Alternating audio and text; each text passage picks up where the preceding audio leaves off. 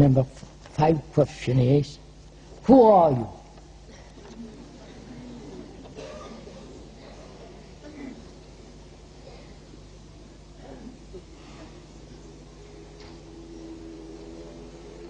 Is that an important question? Or would you say, who am I? Not who you are, who am I? And if I tell you who I am, what does it matter? It will be out of curiosity, isn't it? It's like reading a menu at the window. You have to go into the restaurant and eat food. But merely standing outside and reading the menu won't satisfy your hunger. So,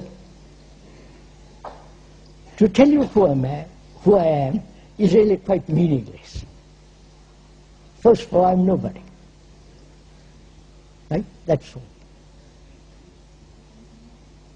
It's very simple as that. I'm nobody. But what is important is who you are. What am I? What are you?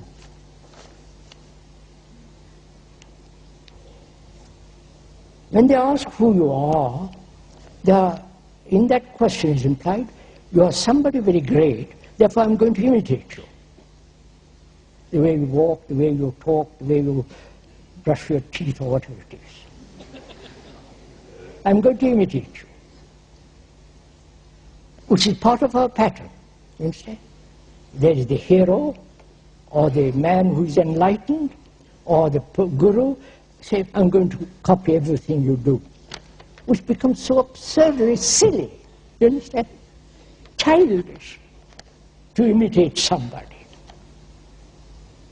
And are we not the result of a lot of imitations?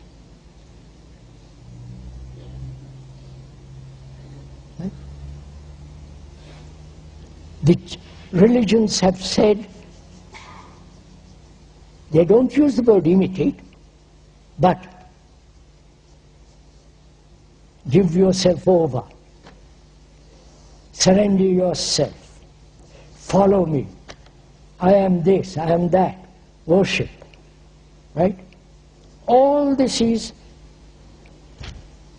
what you are. In school you imitate.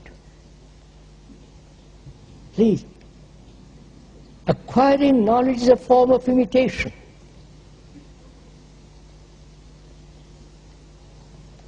And of course there is the fashion, short dress, long hair, short hair, beard, no beard.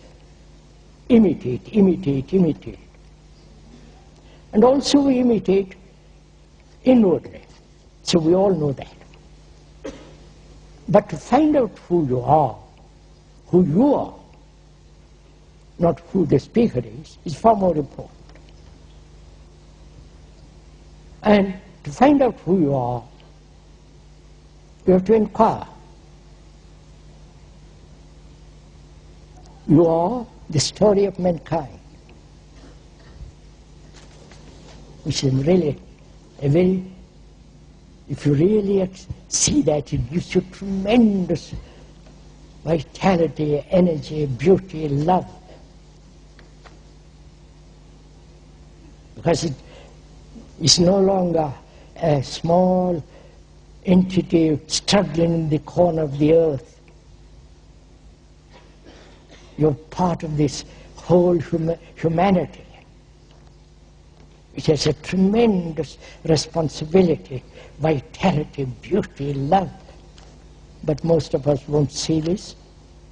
But whereas we are most of us concerned with ourselves, with our particular little problem, particular little sorrow and so on.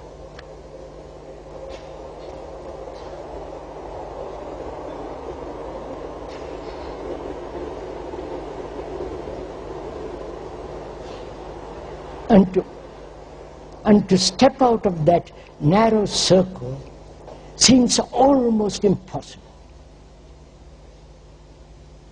Because we are so conditioned, so programmed like the computers, that we cannot learn something new. The computer can, but we can't. See the tragedy of it. The machine that we have created, the computer, can learn much faster, infinitely more than I can, than the brain can. And the brain, which has invented that has become ultra-intelligent machine. Right? Whereas our brain is sluggish, slow, dull, because we have conformed, we have obeyed, we have followed. There is the guru, there is the priest, there is the rich. You follow? And when you do revolt, as the revolutionaries and the terrorists do, it is still very superficial. Changing the pattern of politics, of so-called society. Society is merely the relationship between people. And we are talking of a revolution, not physical, but the psychological revolution in which there is no, at the depth, conformity. We put on trousers because you're in this country, and you put on in India's different clothes. That's not conformity. That's nothing childish. But inwardly, not a feeling of conformity. Conformity exists when there is comparison. For a mind to be totally free from comparison, that is, to learn to observe the whole history which is embedded in you